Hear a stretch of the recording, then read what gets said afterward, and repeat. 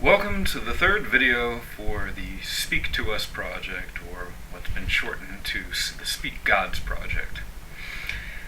Well, why don't I make more videos?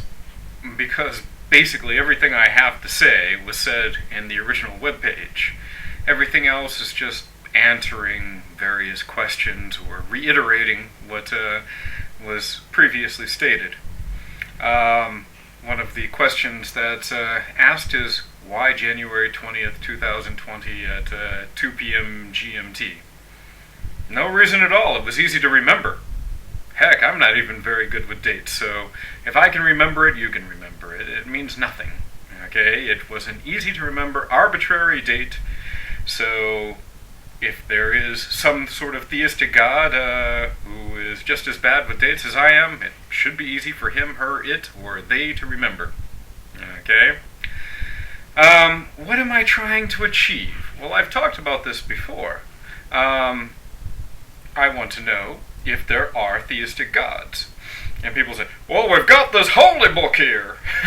Just read the book, damn it! Well, I read Harry Potter, and I believe in Voldemort, and I've read Lord of the Rings, and I believe in Hobbits.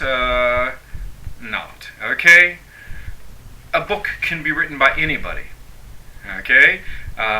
Whether it's good or bad, or whether it has a lasting message or not, is unimportant. It's a human creation. Okay, as I said in the last video, if there was something that that could not be explained, some sort of material that could not be made by humans or found in nature normally, then and it clearly stated, "I made you."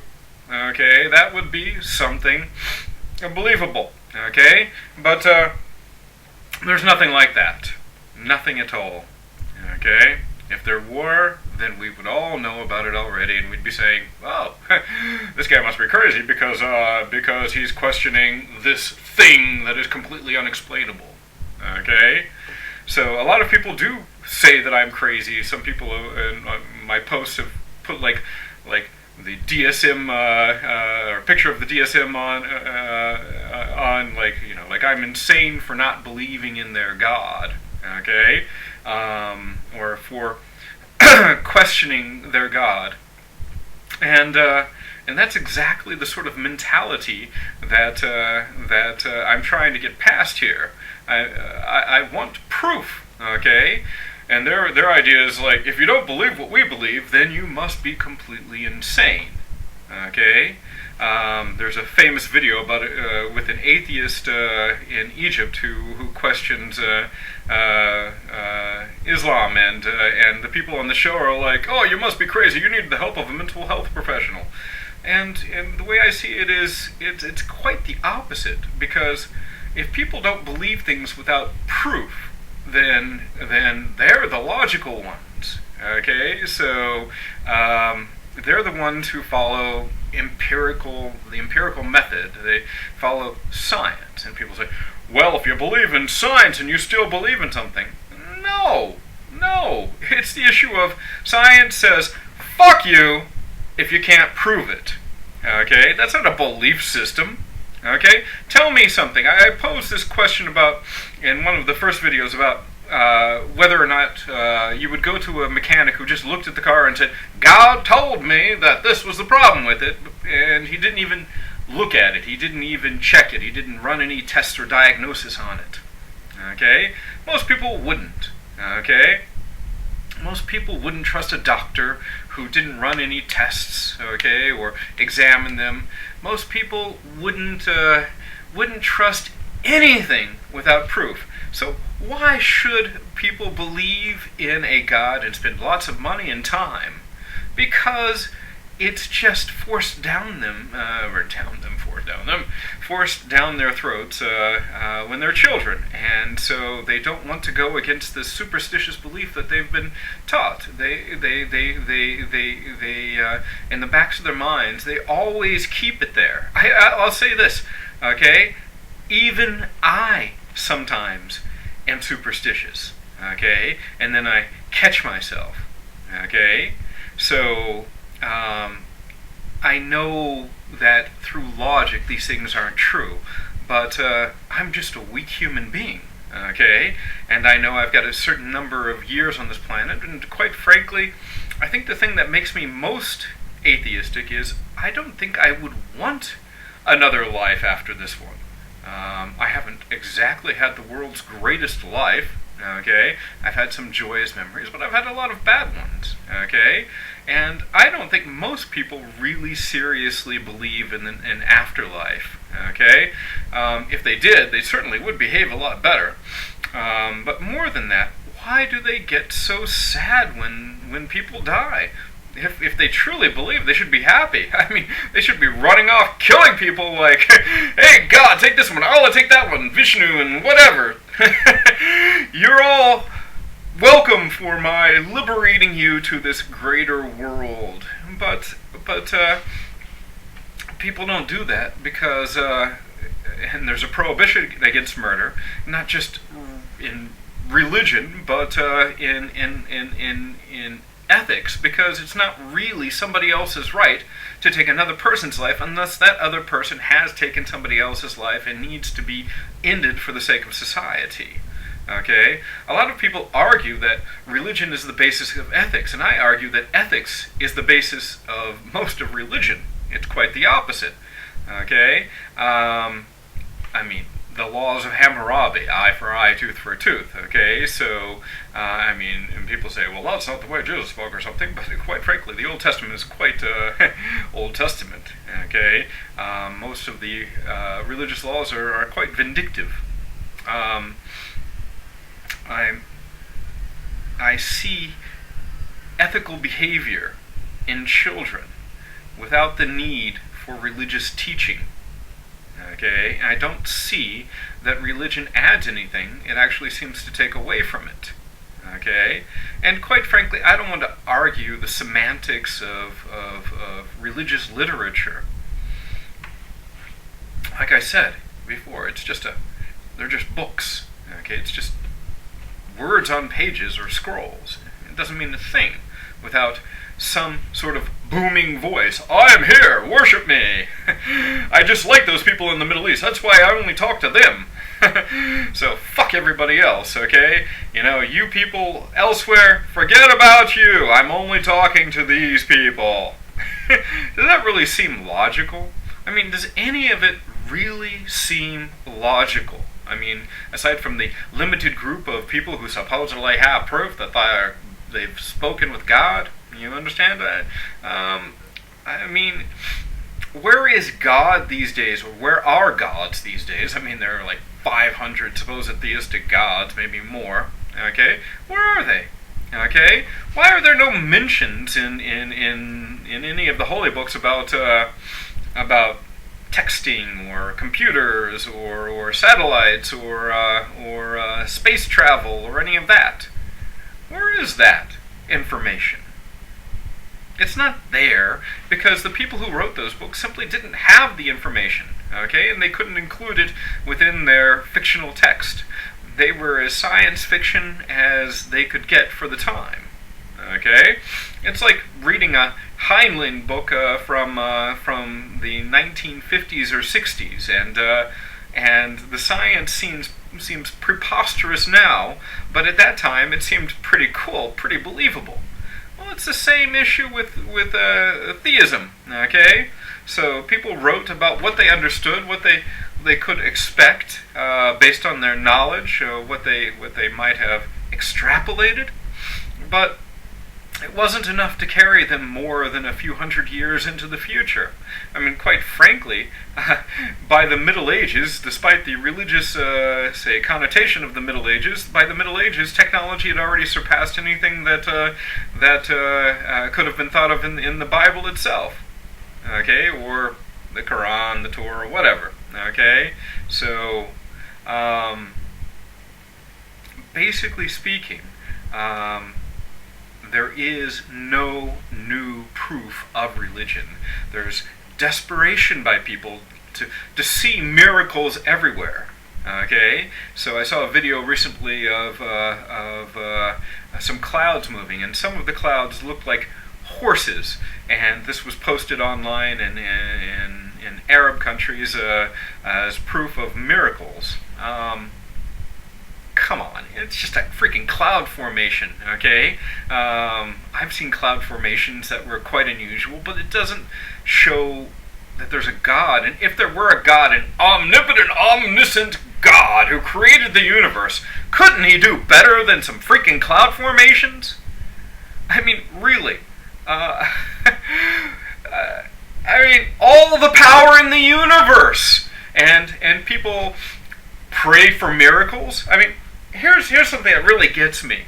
I see on Facebook and other social media requests for prayers, like this child is dying of cancer. This child was bombed by some Arabs in Yemen. Okay, this and that. Pray for this person.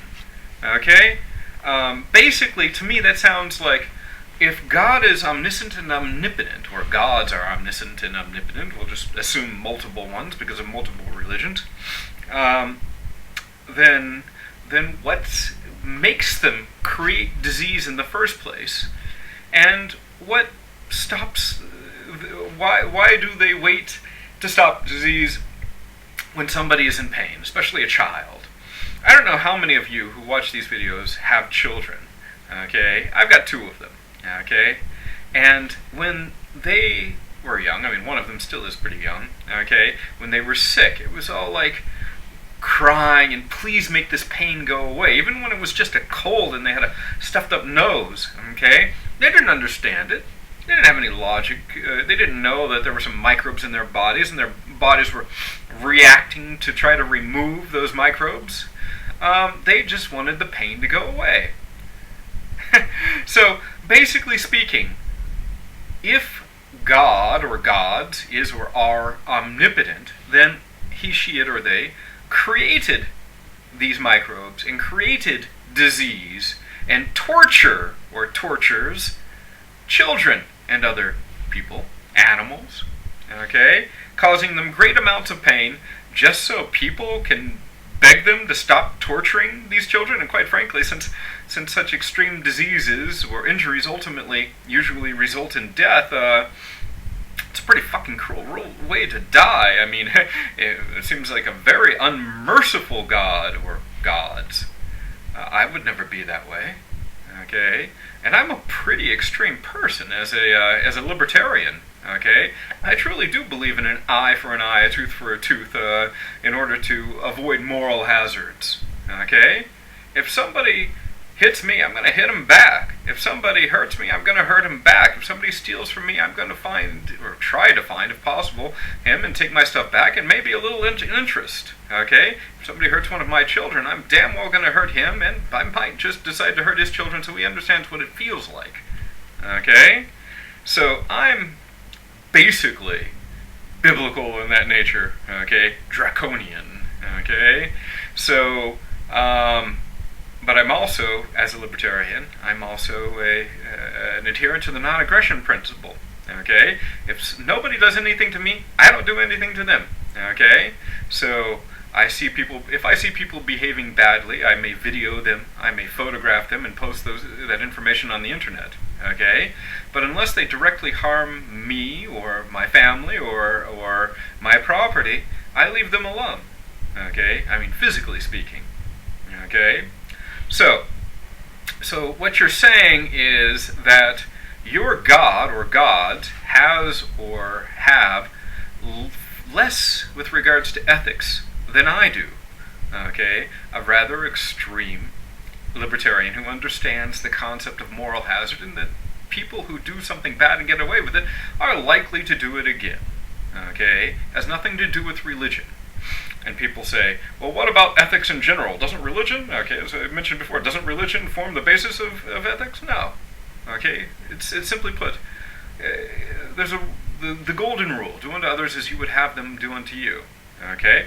That's very nice, but when dealing with people who behave badly, it's more like do unto others as they have done unto you, so that they don't do it again, and so that others who might have the same idea learn from example that there's a price to pay for behaving badly. Okay? Leave people alone until they do something to harm you, and then let all hell loose, metaphorically speaking. So, basically, religious people who I've interacted with throughout this project have been very extreme in their views. As I said, they often call me crazy for not believing what they do, okay? But they're very hypocritical. I might have mentioned that a couple of times on the Facebook page, but quite often I will respond to something that somebody has posted, and they will start to argue with me, and I'll argue based on my logic, and then they'll block me or they'll report me, okay? They'll delete my comments. I mean, if they're not afraid of what I have to say, then why should they do this? Okay? If their God or gods really wanted me to shut up, I wouldn't be making this video right now. I'd be dead. I'm in hell, which is actually a rather Christian concept if you look back at your religious texts, okay? So the peaceful Jesus actually was the first one to bring up hell. Before, there really wasn't a hell. There was just an uncomfortable place in heaven, okay? The idea is hypocrisy, okay? There's a joke among libertarians, government. Ideas so good, they need to be enforced at gunpoint. Well, that's the way I see it. I see that perhaps religion isn't such a good idea, okay? And that there is no message from theistic gods or proof of theistic gods, and people generally understand this. But one, they were told this in childhood, and so they're paranoid. Okay, they're superstitious, and two, they're just afraid. They're afraid of dying. And you know what? Most people are. Okay, I've already been at the edge of death a couple of times. Once drowned, once overdosed. Okay. And I wasn't brought back by miracles, okay? I was brought back by people who knew CPR, okay? So, the issue is that, sure, I mean, death is a pretty final thing, okay? And it would be nice for most people if they could live forever, okay? Quite frankly, I don't think so, okay? I've seen enough pain in my life to know that it might actually be a very unhappy future to live forever. Okay, it might be a curse. But beyond that, simply is nobody who's come back. Okay, there are no ghosts floating around like, hey dude, be good, because that guy is gonna fuck you. Okay, there's none of that. Okay, except in the literature. Okay, so mythology. But people are generally afraid, okay? There's a finite time allocated to every individual human, sometimes very short, a matter of hours in some cases, and sometimes very long, over 100 years. I've heard the maximum, or the oldest livid person, because she's dead now, was about 127. I mean, there's quite a variant, and I suppose that the old person was as afraid to die as the baby, okay? The old person understood it better, the baby didn't, okay? But it's a scary thing, because one's consciousness ends, okay? There's no proof of an afterlife so far, okay? That's what this whole project is about anyway. I mean, if there are theistic gods, then let them speak. I want them to speak, okay? I want to know why I've got allergies. I kind of want to sneeze this whole time, okay? Why do I have allergies? Okay, dude, it's a hyperimmune reaction, okay? You should be thankful. You're probably smarter than other people because of that, too. Oh, thanks. I'm joking, okay? Well, actually, the science is there, okay? So my allergies are kind of directly connected to intellectual ability, or, I mean, anybody's allergies. Apparently, the smarter somebody is, the more likely they are to have allergies. It's a very peculiar thing in human development, okay? So, where are these talkative gods? I keep asking that of people who post, pray for this, pray for that, thank God for this, thank God for that, okay? where are these talkative gods? And so many people say, I feel them in my heart. Well, sometimes I see a very attractive person, okay, and I think, oh my gosh, how I'd like to stoop that person, okay, and I feel something, but it doesn't mean that it's deistically imposed, okay. What you may or may not feel is probably based on your own emotions and reactions, okay, because it would be very strange of an omnipotent, omniscient God to simply communicate via some sort of feeling, okay? It's basically the same sort of thing that Hollywood would do. Hollywood, if she could, by the way. In effect, this personal, self-reporting, deistic communication simply holds no sort of scientific water. I mean, in effect, it sounds like the beginnings of psychology, what is it, like Wilhelm Wundt, okay, well, anyway, I forget these guys' names. It's been a long time, okay, where basically they're like, how do you feel? Okay, I feel good. Note that the patient has reported that he feels good, okay? It's simply, self-reporting is not an acceptable method of scientific inquiry, okay? And it would seem very strange that the only way that an omnipotent God can communicate, somebody who supposedly created the whole bloody universe, okay, is through feelings in individuals who often are, say, dubious in their reporting and questionable with regards to their own ethics. Okay? I mean, it seems to me that a lot of religion is promoted by people who've learned how to take advantage of religion, how to stay fed and fat at that. Okay? They clothe themselves in an illusion, in dogma, and this perpetuates. It's a never-ending meme. In fact, I remember when I was studying in university, the question was posed whether or not evolution was designed to communicate genetics or communicate ideas, and based on the evolutionary development of other creatures on this planet, I personally lean towards the second. I won't say it's a belief, but genetic lines come and go, but ideas seem to be with us. And people say, well, isn't that a sign of God? Oh, I think it's a sign of survival. But hey, it's just a thought, okay? There's some evolutionaries. There are some evolutionary biologists who say that these ideas have helped humanity to survive and to develop and excel. Okay, I mean, without a time machine, I suppose some of it's unprovable, but it is possible to do comparative biology and see how other animals are able to use their individual developments. But the idea is basically, does the fact that religion has lasted so long make it right? Okay? Does basically having a large number of adherents make religion true?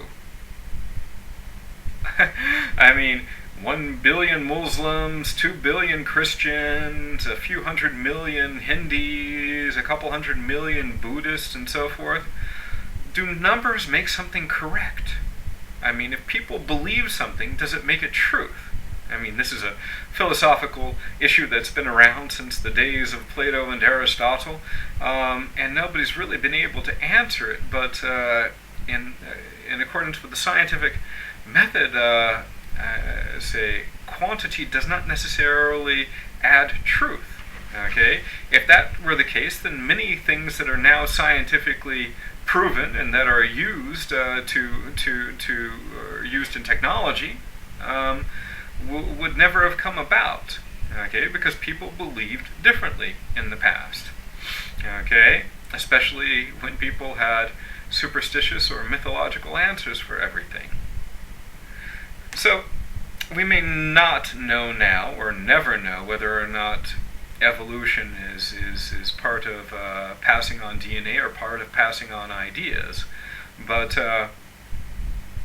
at this juncture, it doesn't matter whether or not religion is a good or bad idea, so long as it's built on a falsehood, or at least an unprovable hypothesis. It is unfalsifiable.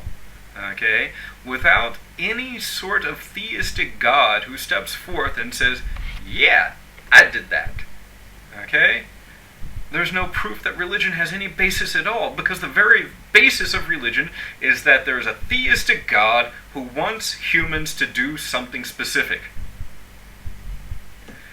And that's all I've got to say. Wait for the fourth video.